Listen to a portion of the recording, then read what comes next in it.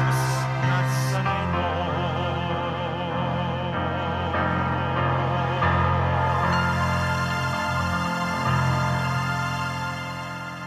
Sa ngalan ng Ama at ng Anak at ng Espiritu Santo, Amen. sumainyo ang Panginoon. At sumainyo rin. Mga kapatid, upang maging karapat-dapat po tayong tumanggap ng mga bagong biyaya at himala ng Diyos sa misang ito, tumahimik po muna tayong sandali. At nang may kababaang loob kasama ni Maria, humingi po tayo ng awa at patawad sa Diyos sa lahat ng inisip at ginawa nating kasalanan.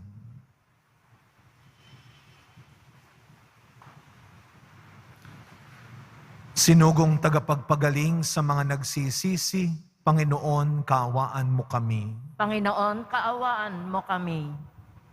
Dumating na tagapag-anyayang mga makasalanay magsisi, Kristo, kaawaan mo kami. Kristo, kaawaan mo kami. Nakaluklok ka sa kanan ng Diyos, Ama, para ipamagitan kami. Panginoon, kaawaan mo kami. Panginoon, kaawaan mo kami. Kaawaan tayo ng makapangyarihang Diyos, patawarin tayo sa ating mga kasalanan, at patnubayan tayo sa buhay na walang hanggan. Amen. Manalangin po tayo. Ama naming makapangyarihan, gawin mong kami mabihisa ng tanang kabutihan ng puso ng iyong anak na minamahal, at pag-alabi nawa kami ng kanyang loobin at kaisipan, upang kaming naging kanyang kalarawan ay maging dapat makasalo sa walang maliw na katubusan. Sa pamamagitan niya, kasama ng Espiritu Santo, magpasawalang hanggan. Amen. Magsiupo ang lahat.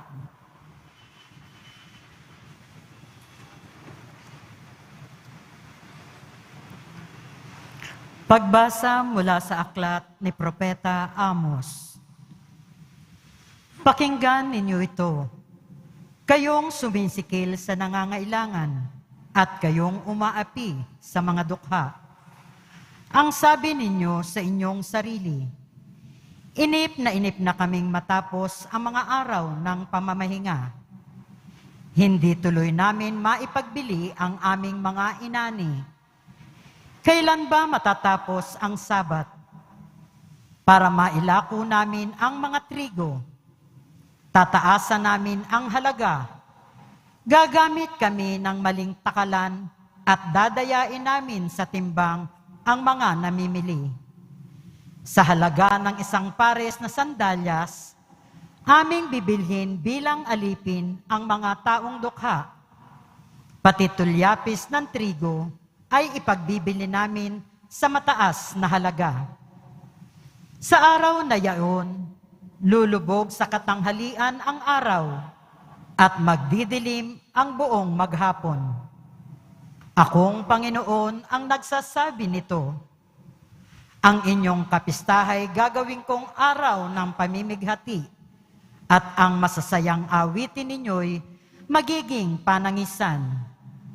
Pipilitin ko kayong magtalukbong ng magaspang na sako at mapipilitan kayong mag-ahit ng ulo.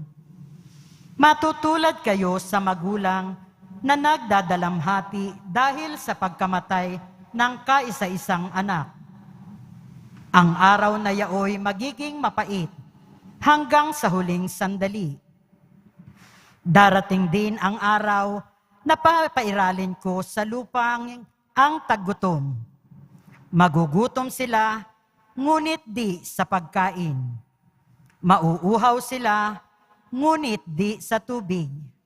Ang kauuhawan nila'y ang aking mga salita.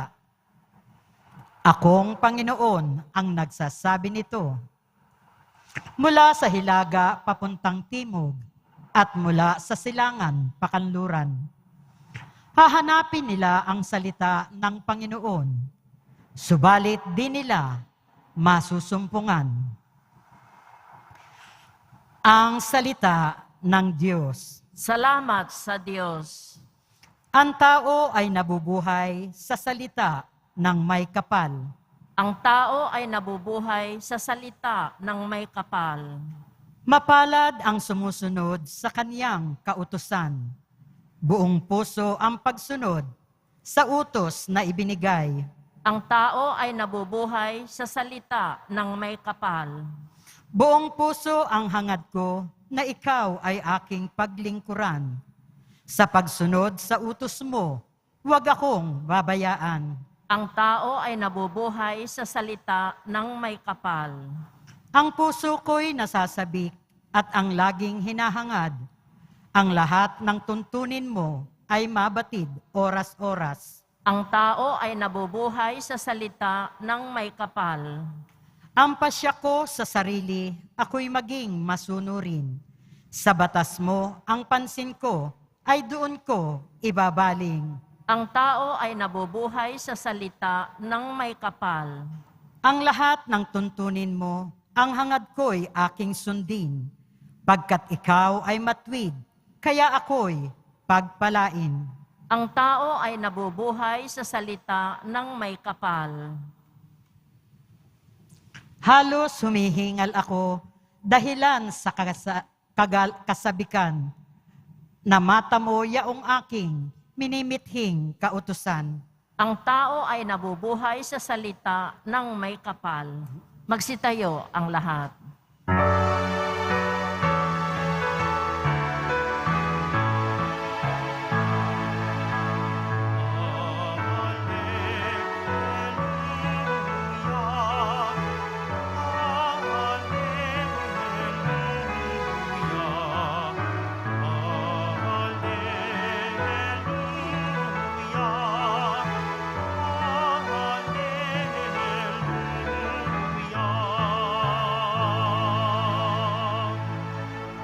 Kayong mabigat ang pasan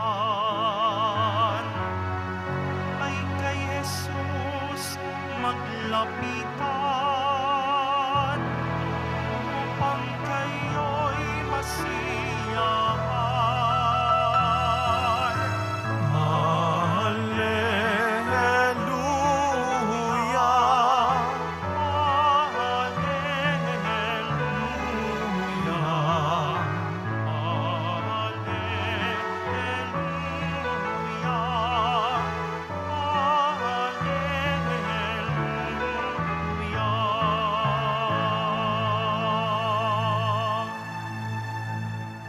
Sumainyo ang Panginoon. At sumainyo rin. Ang mabuting balita ng Panginoon ayon kay San Mateo. Papuri sa iyo, Panginoon. Noong panahong iyon, umalis si Jesus sa kanyang paglakad. Nakita niya ang isang taong ang pangalay Mateo. Nakaupo ito sa paningilan ng buwis. Sinabi ni Jesus sa kanya, "Sumunod ka sa akin." Tumindig si Mateo at sumunod sa kanya.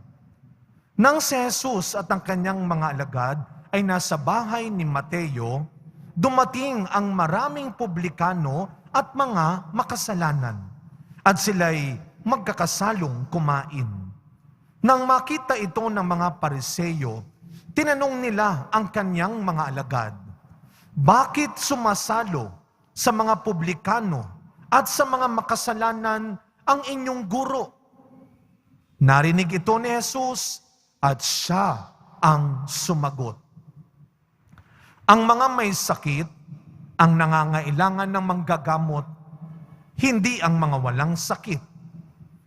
Humayo kayo at unawain ninyo ang kahulugan nito. Habag ang ibig ko at hindi hain, sapagkat naparito ako upang tawagin ang mga makasalanan, hindi ang mga banal."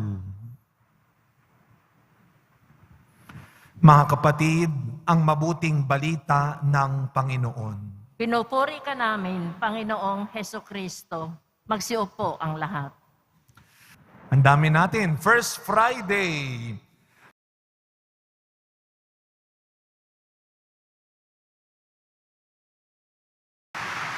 Lahat ng naniniwala na ito ang simula ng isang mas maganda, mabiyaya, at matiwasay na buhay nila ngayong buwan, pumalakpak ng mas malakas.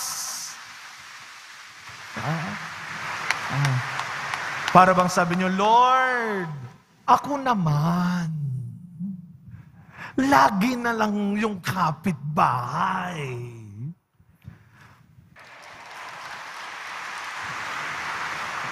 Alam nyo, nakakatawa kayo.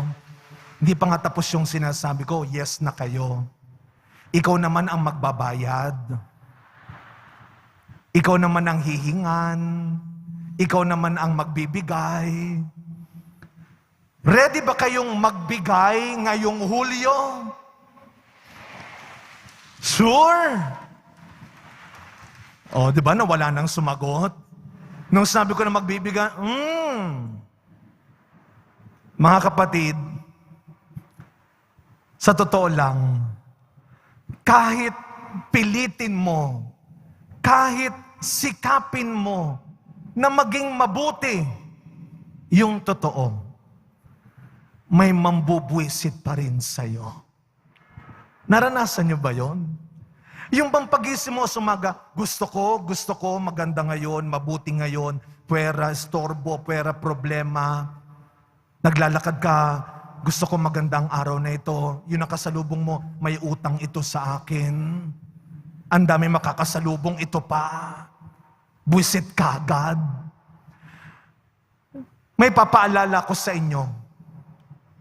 What you can do, it is your power. And what others can do to you, it is your choice. Ano man ang kaya mong gawin, kapangyarihan mo yon. Ano man ang gusto nilang gawin sa'yo, pinili mo yon. Kaya meron kang kakayahan. Gustuhin ka man nilang pabagsakin, sirain, pahirapan, pero kapag ginamit mo ang iyong kakayahan, wala silang magagawa. Maghapon nyo man akong siraan, pag pinili kong maging maligaya sa araw na ito, manigas kayo. Tuloy-tuloy nyo man akong pahirapan, siraan, pagdamutan, pagsalitaan ng hindi magaganda. Pag sinabi kong gusto kong maging mabuti, maging maligaya, maging masaya at malaya, kaya ko. Amen? Mga kapatid, sa grasya ng Diyos tayo nabubuhay, hindi sa problema ng mundo. Kapag humaharap ka sa matinding pagsubok at problema, basahin mo ang aklat ni Propeta Amos. Ang unang pagbasa natin ngayon, ang tawag kay Propeta Amos ay the prophet of social justice. Sapagkat kung babasahin ninyong aklat ni Propeta Amos, tungkol ito sa mga issue ng lipunan. Kung paano mo paglalabanan, kung paano ka magtatagumpay sa mga pagsubok sa lipunan. Ano ang sabi ni Propeta Amos? Hindi bulag ang Diyos. Hindi bingi ang Diyos. Hindi manhid ang Diyos sa dinadanas na pang-aapi at pang-aabuso sa mga mahihina at mahihirap. Nasa Diyos ang paghuhukom. Igaganti ka ng Diyos. Kaya lagi ko itong sinasabi, huwag kang papatol. Laging may Diyos na hahatol. Huwag mong hahayaang sirain ninuman o ng anuman ang kabutihan mo. The Lord hears the cry of the poor. Naririnig ng Diyos ang hinaing ng mga maliliit at mahihirap. Pero pag sinabi kong mahihirap, poor, hindi lang yung mga taong walang pera, walang bahay, walang trabaho, walang sasakyan. Poverty is not just about having no material things. Naku, hindi ko totoo yan. Nung ako po'y nag-aaral sa San Carlos Seminary sa Makati, ang katabi namin yung Laperal kung tawagin, yung depressed area. Well, dati ang tawag sa kanila squatters area. Madalas pong nasusunog yun eh. Doon ko napatunayan na pag sinabing mahihirap, hindi ibig sabihin kulang sa material na bagay. Nung nagkasunog, alam nyo, ano nangyari? Dikit na dikit namin sila. Yung pader ng seminaryo, ang pader ng bahay nila. Kaya nung nagkasunog, sa amin sila tumatakbo. Pero bago pa sila tumakbo, ano ang unang binabato nila? Appliances nila. At habang binabato, sabi namin, wow, aircon unit, TV, flat TV. Sabi ko, okay ah. Pag sinabi nating mahirap na tao, hindi lang dahil kulang sa material na bagay. Alam nyo kung sabi ni Mother Teresa, what is the greatest poverty? Not hunger. The greatest poverty is to be unloved, unaccepted. Maraming tao ang maituturing mong mahirap dahil kulang sila sa tunay na pagmamahal, tunay na pagtanggap, tunay na kaligayahan, tunay na respeto. Isa po sa mga namimiss ko ngayon, ang aking regular na misa sa Women's Correctional. Sa Mandaluyong po ako sa San Felipe Neri. Nandun po sa Mandaluyong yung kulungan ng mga babae. Buwan-buwan ako nagmimisa doon dati. Isang Mother's Day. Sabi ng mga babaeng nakakulong, Father, anong regalo mo sa amin? Nag-isip ako, lagi nalang pagkain, sabon. Alam ko na. Yung niregalo ko sa kanila ay talagang palakpakan sila at tuwang-tuwa sila. Alam niyo kung anong regalo ko? Lipstick. Lipstick. Sabi nung kaibigan ko, ano ka ba, Father? Ba't naman yan ang niregalo mo? Uy, kayong mga nasa labas, tuwing linggo, nakakapagsuot kayo ng the best OOTD ninyo. Yung mga nakakulong, no choice. Dilaw lang ang suot nila. Kaya yung mga babaeng nakakulong, pagtapos nung binigyan ko sila ng lipstick, nung nagmisa kami ng susunod na buwan, wow, putok na putok ang bibig. Pulang-pula. Pero makikita mo sa mukha nila, babaeng babae sila. Dahil yun ang nawala sa kanila. Ang pagiging malayang babae. Kaya hanggat kaya ko, hanggat pwede, sumasama ako magmisa sa loob, sa bilangguan. Nandoon ang mga taong kagaya ni Mateo sa ebanghelyo natin. Hindi yung mga taong kinaawaan at pinatawad dahil sa pagiging makasalanan. Nasa loob ng bilangguan, ang mga katulad ni Mateo, na nang makita at makilala nila si Kristo, iniwan nila ang kahapong makasalanan nila. Hindi sila nagdalawang isip, kagaya ni Mateo. Nang tinawag siya ni Kristo, sumunod ka sa akin. Anong ginawa ni Mateo? Hindi niya sinabing, sandali lang, mag-iisip muna ako. Sandali lang, sayang naman yung iiwan ko. Sandali lang, may back pay pa ako. Nung sinabi ni Kristo, sumunod ka sa akin, hindi niya sinabing, nakakahiya naman, makasalanan po ako. Wala na. Yung ibang tao, ipamumukha sa'yo, na hindi ka dapat nandyan. Akala mo kung sino ka. Alam namin ang kasalanan mo dati. Maraming kagaya ni Mateo sa loob na mas kumapit sila sa sinasabi ng Diyos kaysa sinasabi ng ibang tao. Ito ang pabaong pagninilayan natin ngayon. Meron ka pa bang hindi maiwan-iwan na masamang gawain sa buhay ngayon? Meron ka pa bang hindi matigilang maling ugali? Meron ka pa bang hindi matalikurang masamang relasyon at koneksyon? Huwag kang matakot na mawalan, maiwan o masaktan kapag pinili mo na ang kabutihan. Mas matakot tayo sa kaparusahan pag nabuking at siningil na ang ating kasalanan. Sa pagpapatuloy na misa natin, mga kapatid, makinig kayo. Tandaan mo, hinding-hindi makakalimutan ng Diyos ang bawat mabuting bagay na ginagawa mo ng may puso. Malaki man o maliit, marami man o simple, hindi makakalimutan ng Diyos yan. May magandang balik ang Diyos. Huwag mo lang pangungunahan. Huwag mo lang pagdududahan.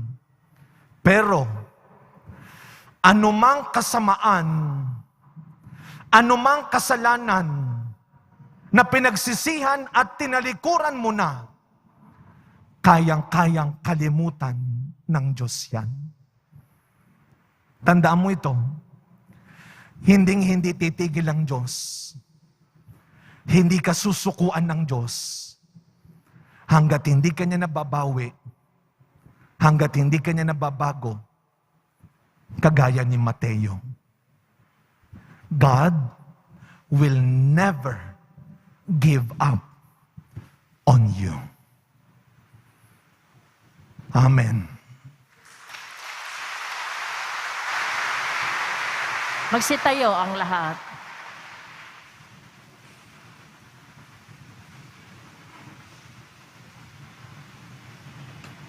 Minamahal kong mga kapatid, dumating si Kristo upang tawagin ang mga makasalanan at ibigay ang kaligtasan sa kanila.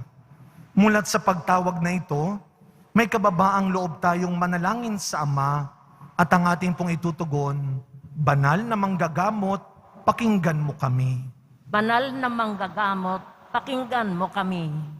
Ang mga mahihina at makasalanan, naway makita ang simbahan bilang tahanang bukal ng kagalingan. Manalangin tayo. Banal na manggagamot, pakinggan mo kami. Yaong mga nasa paglilingkod ng bayan, naway isagawa ng may kalinisan at katapatan ang kanilang mga tungkulin. Manalangin tayo. Banal na manggagamot, pakinggan mo kami. Sa pamamagitan ng Eukaristiyang ito, naway madama natin ang mapagpagaling na habag ng Diyos. Manalangin tayo. Banal na manggagamot, pakinggan mo kami. Ang mga taong nabubuhay sa pagkakasala, naway tingnan natin ng may habag at pangunawa. Manalangin tayo. Banal na manggagamot, pakinggan mo kami. Ang mga namatay, naway makadama ng mapagligtas na kapangyarihan ng Diyos. Manalangin tayo. Banal na manggagamot, pakinggan mo kami. Tahimik nating ipanalangin ang ating mga pansariling kahilingan. Ipagdasal po natin ang mga bagong leaders ng ating bansa. Ganon din patuloy nating ipagdasal ang mga naglilingkod sa ating simbahan. Sa natatanging paraan, isama po natin ang kaluluwa ng yumao nating lingkod dito sa Quiapo, si Brother Wally, ang ating pong organista at lingkod na yumao kagabi. Ipagdasal natin ang kanyang kaluluwa at ang kanyang pamilya.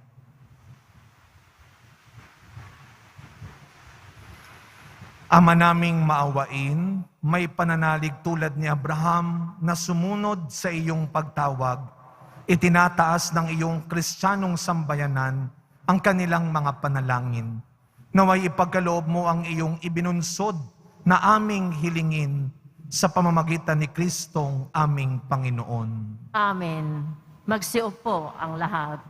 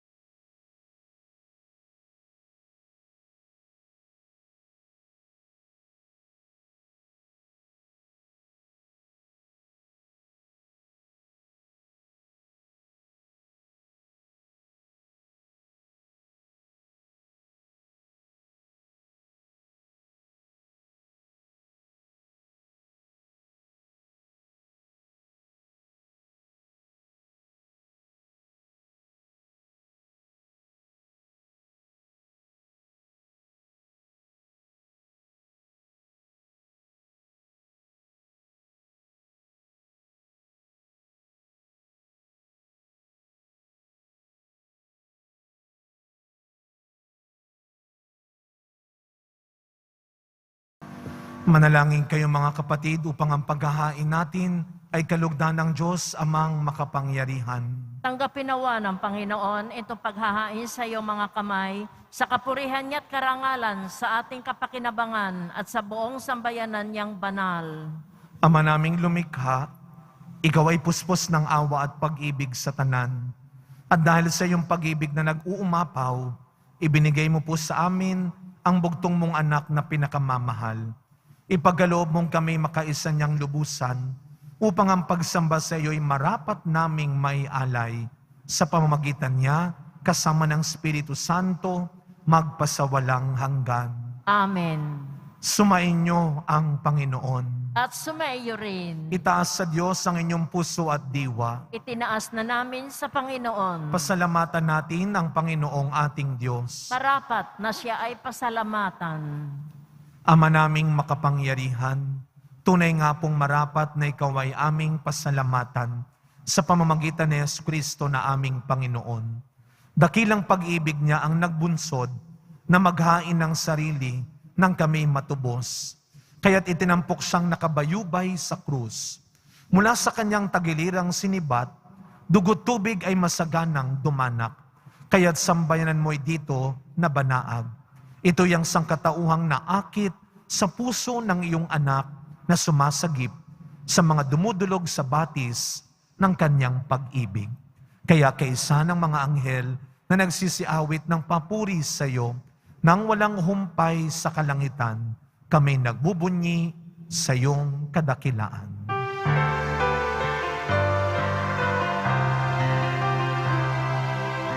Santo, Santo, Santo, Panginoong Diyos ng mga hukbo na puno ang langit at lupa ng kadakilaan mo.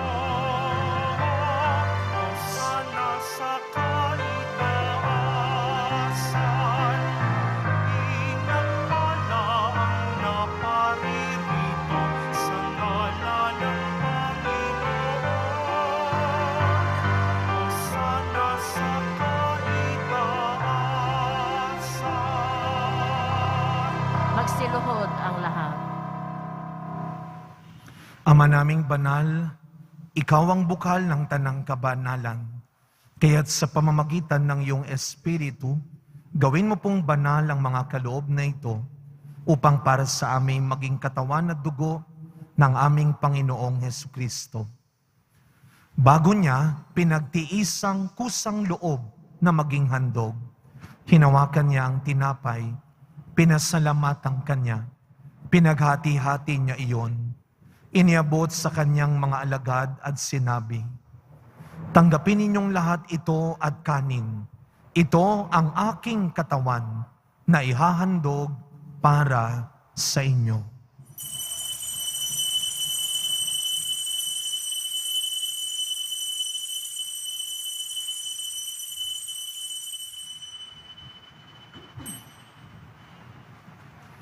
Gayun din naman, nung matapos ang hapunan, hinawakan niya ang kalis, muli kanyang pinasalamatan. Iniabot niya ang kalis sa kanyang mga alagad at sinabi, "Tanggapin ninyong lahat ito at inumin. Ito ang kalis ng aking dugo, ng bago at walang hanggang tipan. Ang aking dugo na ibubuhos para sa inyo at para sa lahat, sa ikapagpapatawad ng mga kasalanan. Gawin ninyo ito sa pag-alala sa akin."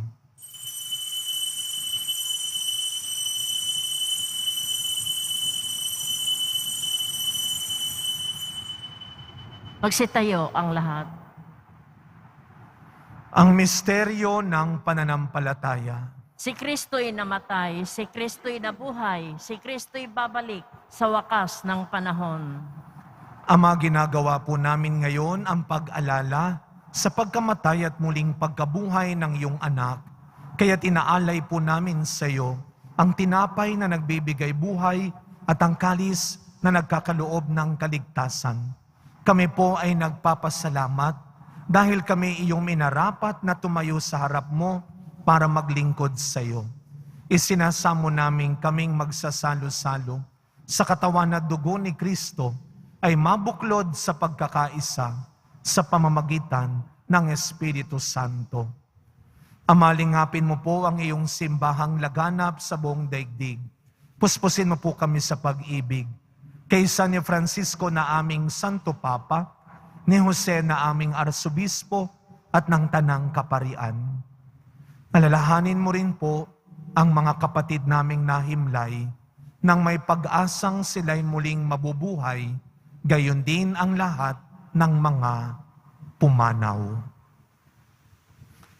Kawaan mo po sila at patuloyin sa iyong kaliwanagan. Kawaan mo at pagindapating kaming lahat na makasalo sa iyong buhay na walang wakas. Kaisa ng mahal na Birheng Maria na ina ng Diyos, ng kabiyak ng puso niyang si San Jose, kaisa ng mga apostol, San Juan Bautista, Padre Pio, Mother Teresa ng Calcutta, at ng lahat ng mga banal na namuhay dito sa daigdig ng kalugod-lugod sa iyo, may pagdiwang nawa namin ang pagpupuri sa ikararangal mo sa pamamagitan ng iyong anak na aming Panginoong Hesu Kristo. Sa pamamagitan ni Kristo, kasama niya at sa Kanya, ang lahat ng parangal at papuri ay sa iyo, Diyos amang makapangyarihan, kasama ng Espiritu Santo, magpasa walang hanggan. Amen.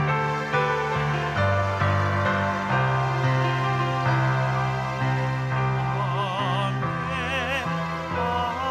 Amen.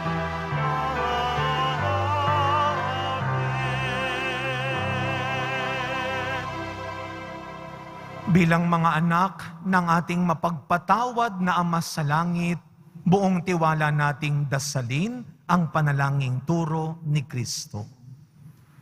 Ama Ama namin, namin, sumasalangit ka, sambahin ang ngalan mo, mapasa amin ang kaharian mo, sundin ang loob mo dito sa lupa para ng sa langit.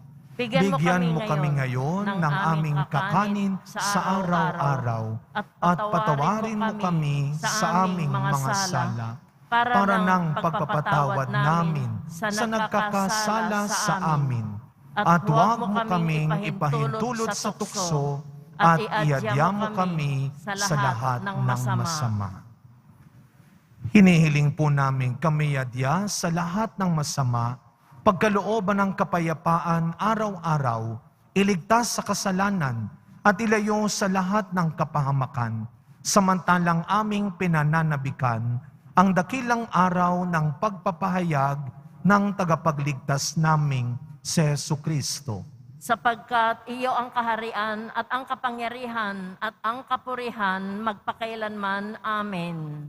Panginoong Kristo, sinabi mo sa iyong mga apostol, kapayapaan ang iniiwan ko sa inyo. Ang aking kapayapaan ang ibinibigay ko sa inyo. Tunghayan niyo po ang aming pananampalataya at huwag ang marami at paulit-ulit naming pagkakasala. Pagkalooban mo po kami ng kapayapaan at pagkakaisa ayon sa iyong kalooban, kasama ng Espiritu Santo, magpasawalang hanggan. Amen. Ang kapayapaan ng ating Panginoon ay laging sumainyong lahat. At sumainyo rin.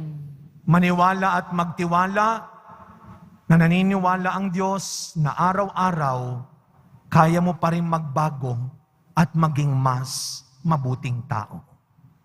Magbigayan po tayo ngayon ng kapayapaan sa isa't isa. Peace be with you po. Kordero ng Diyos na nag-aalis ng mga kasalanan ng sanlibutan, maawa ka sa amin. Kordero ng Diyos na nag-aalis ng mga kasalanan ng sanlibutan, maawa ka sa amin. Kordero ng Diyos na nag-aalis ng mga kasalanan ng sanlibutan, ipagkaloob mo sa amin ang kapayapaan, magsiluhod ang lahat.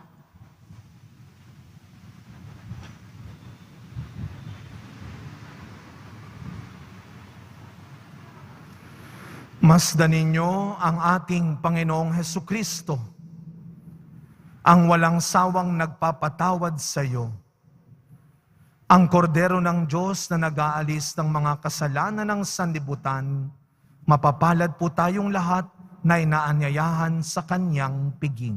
Panginoon, hindi ako karapat-dapat na magpatuloy sa iyo, ngunit sa isang salita mo lamang ay gagaling na ako.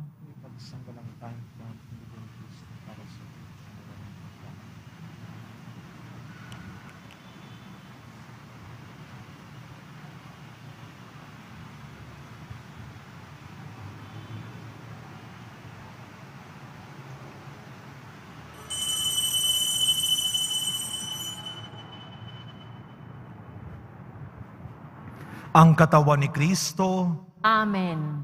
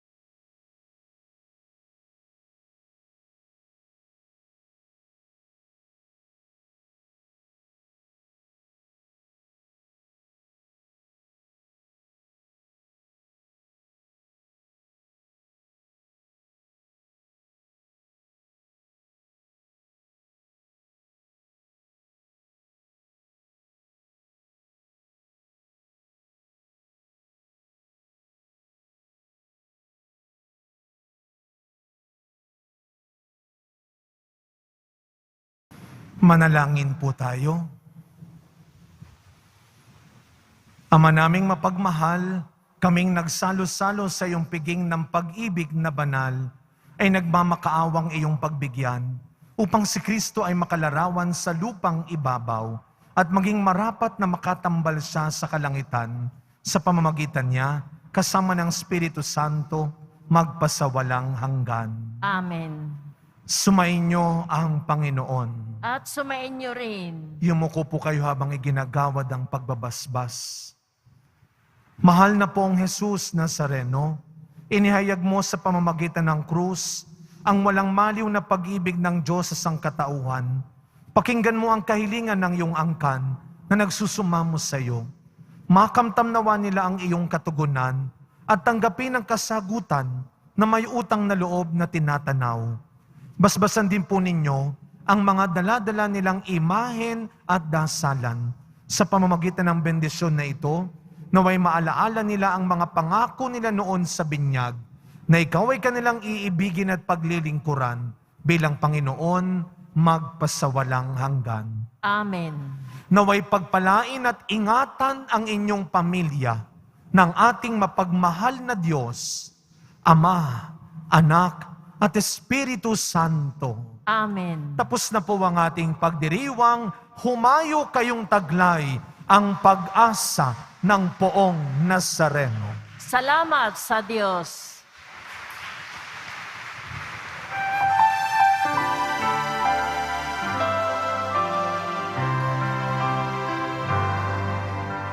Padre Jesus Nazareno, sinasamba